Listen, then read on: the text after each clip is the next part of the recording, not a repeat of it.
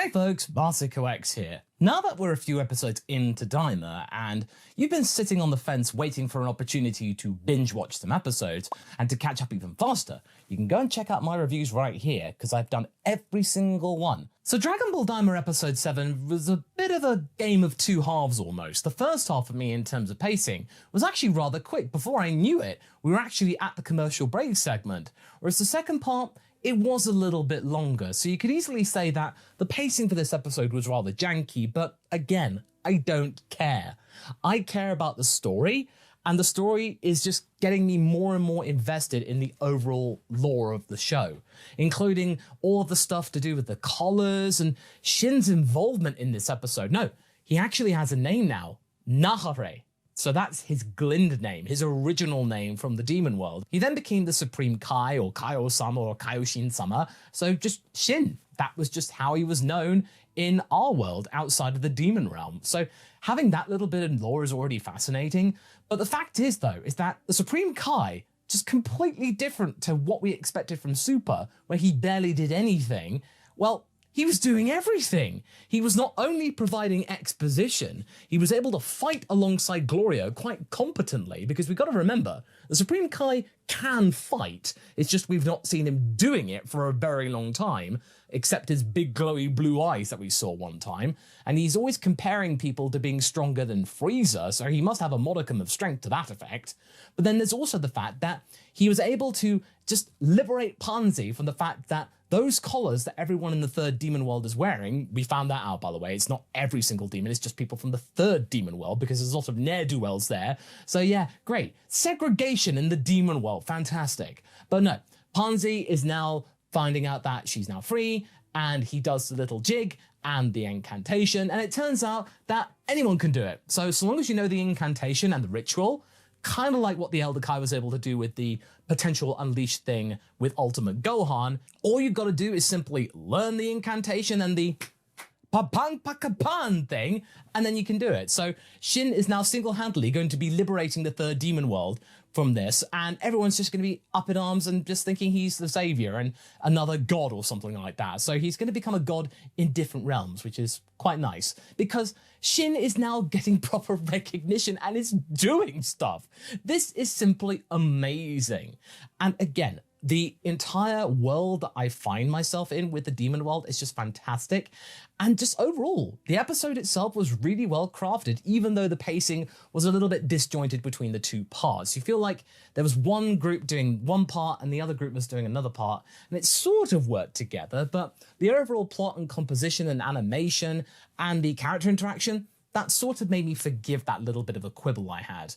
And also, it was just really good to see that, in a way, Margin are very, very similar, because Hybis is very much driven by food. However, he does have a degree of moderation, as in, King Kadan goes, "I'll give you as many pizzas with worms as you want," and he's just like, "No, what, one's fine, please." You wouldn't have heard Majin Buu saying that, but that's interesting. Not every single Majin has an appetite as big as a planet or something like that.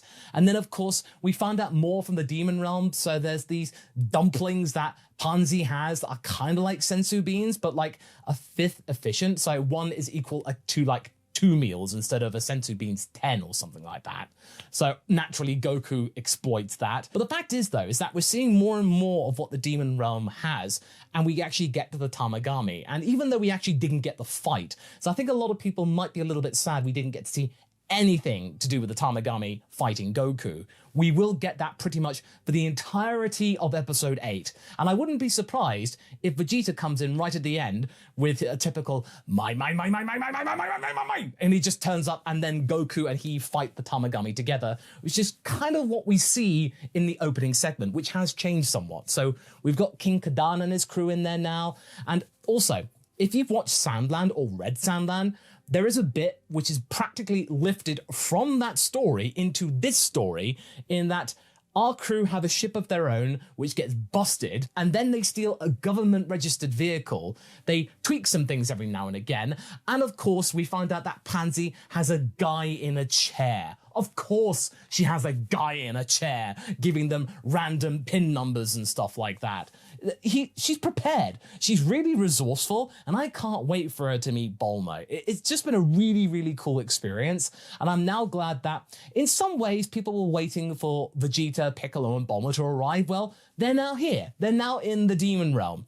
And even though people might be thinking, well, if the story's going to be only 20 episodes long, we're now about a third of the way into the story, and we're now fighting the first Tagami. Well, I'm pretty sure that things will pick up pace for the fact that, as was said a couple of episodes ago by Glorio, the third demon world is the biggest realm, so there's a lot more to explore. So when we get to the second demon world, which will have that, I think, symbiosis between Glins and Namekians, which we did discuss in this week's discussion video, which you can check a link to up top, which might be suggesting that Glins and Namekians are really interconnected and might explain why there might have been some sort of affinity between Piccolo and the Supreme Kai, which has now been retroactively added by Akira Toriyama after all of these years. I'm pretty sure he didn't think about it when he first introduced the Supreme Kai back in the 90s, but now he's had some time to think about it, or at least had some time to think about it. And of course, picking up Piccolo, who he has said many times, even though he sometimes has said Goku, that Piccolo is his favorite character. And we are starting to see some elements of that for the fact that in this story, the Dragon Balls are centered around an Elder Namekian, and we'll be certainly seeing more of them in the next few episodes. I'll be quite sure of it, because we're going to be seeing Goma in the next episode, and Never is right by their side, so I wouldn't be surprised if we get some more of that story. But okay, talking more about this episode, I just felt like it was a really good little story in the fact that, yes, we did get to see a little bit of action with the gendarmerie. We got to see a little bit of Gloria and Shin working together. So it's now no longer just the simple story of like, oh, Glorio's the baddie and he's going to be outed. It's going to be some sort of discovery adventure where Glorio starts to respect them all and actually starts to join their side. He will ultimately betray Arinsu in due course. And of course, she's the one responsible for those collars that all the people in the third demon world have. And it just makes you feel like, even though Panzy has been a bit of a liability in the last few episodes, she has at least been accountable and wanting to redeem herself. And she does redeem herself in many ways, in being able to have a guy in a chair and being able to find some way of making that gendarmerie listed plane work. Because again, in Sandland, they actually steal a government vehicle, and it just feels like it's clear as day and getting people introduced to Sandland. So you should really go and watch and read that, by the way. It is a really, really good story.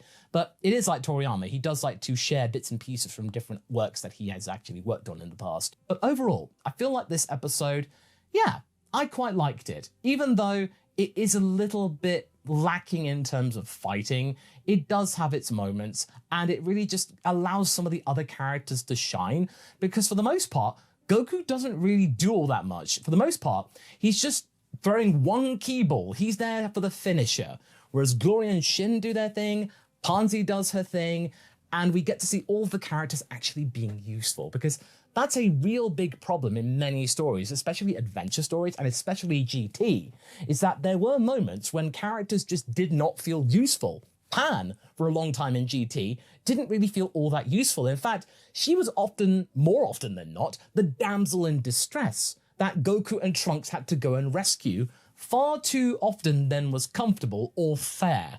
And then Trunks got forgotten later on in the series, and it was mainly all about Goku. Whereas now, Goku doesn't really do that much, and he's mainly there as the Muscles, and he does have his part to play in some shape or form in him discovering that, hey, he can now do instant transmission again, and it happened right at a very convenient moment.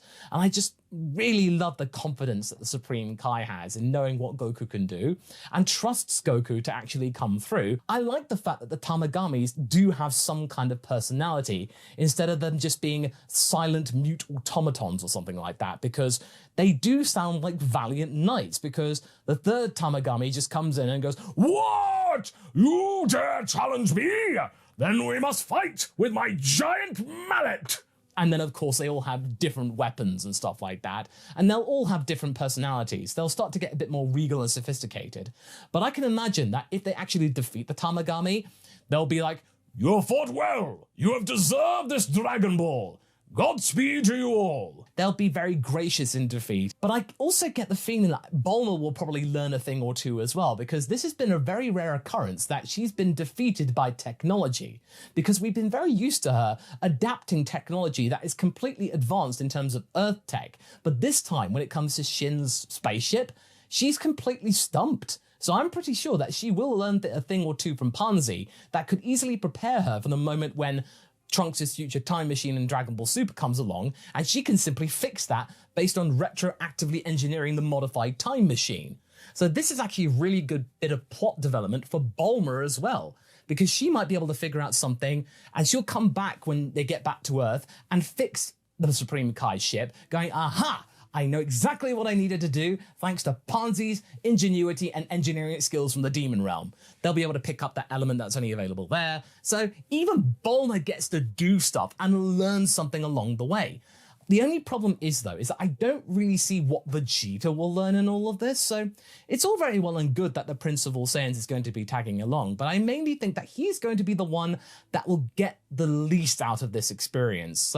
She might be able to see more and be proud of what Bulma can do, but in terms of him being able to learn stuff about the Demon Realm, there really isn't much to go for. It just feels like Vegeta is there mainly for fan service, at least at the moment. That's my only concern, is that he's only there because that will make people go, yeah, Vegeta's here! Oh, things are going to be awesome! Goku and Vegeta time! Woo! Because that was a big complaint of Dragon Ball GT, that the only thing he did in that series was shave off his moustache. That was pretty much the only thing he did. Oh, and violently defend his daughter, Bulla, of course. You know, people remember that epically with those two brats in their car and they've gone shopping.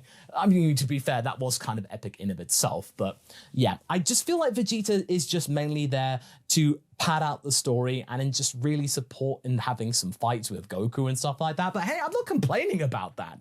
I just think that Vegeta stands to gain the least in terms of insight and character depth in this particular story. As we know in Super, he is probably one of the most developed characters in that series, so his time will come in due course. But in Daima, it is really mainly about the Supreme Kai, and that actually makes me feel a lot better about what we see from him in Super, and why he doesn't really play a big role there is because he'll have already had his story. We will have pretty much figured out everything there is to know about this particular character. And this episode has been absolutely perfect in establishing that, hey, the Supreme Kai, he's not just this god who carries his fist behind his back and walks around regally and then goes, oh, that person's way stronger than Frieza. I don't know what to do. Patara earrings, fusion, ooh. No, Shin can actually get stuck in. And the moments that he does is just like, well, I guess we'll have to defeat them then. Ka-chow, pow, magic, kachin, bloom, pam-pa-ka-pan, whatever. He just packs a punch in everything, and I'm just like, wow, Toriyama, you've really outdone yourself now, albeit posthumously. But nevertheless, I am so pleased with this episode, mainly for the fact that Supreme Kai has now been redeemed in the eyes of many. He is now, I can officially say, no longer a useless character. He is now a useful character. All of these characters that we are seeing will have a degree of use. To what extent, we will find out in due course. Everybody has a part to play. Panzy does, Glorio does, Goku does, Shin does, Bulma will, Piccolo will, especially finding out more about the original Demon Dragon Balls.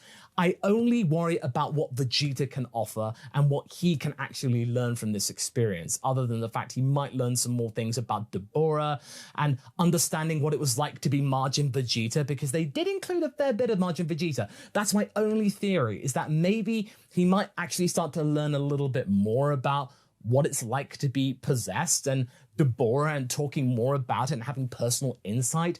That's the only thing I can think of at this time, and that is a little bit of a stretch, I will admit. But either way, people aren't going to care because he'll be fighting. He'll be fighting alongside Goku, so I should really not think too much about it. He's going to be there, punchy, I'm an angry young prince and I never get to be King Vegeta. Then he'll fight with Goku and everyone will be happy. So maybe, yeah, okay, fine, whatever. It's going to be good. I think the pace will definitely pick up. Even though it was a little bit jarring in this episode, that is a really, really small concern. This episode itself, I loved it. The first half didn't drag whatsoever. Perfect, I think. I'm more than happy with this episode because it had so much to offer for everybody, and especially Shin. You know how much Haverock and I adore this character, and we are so happy they're now getting the recognition that they deserve.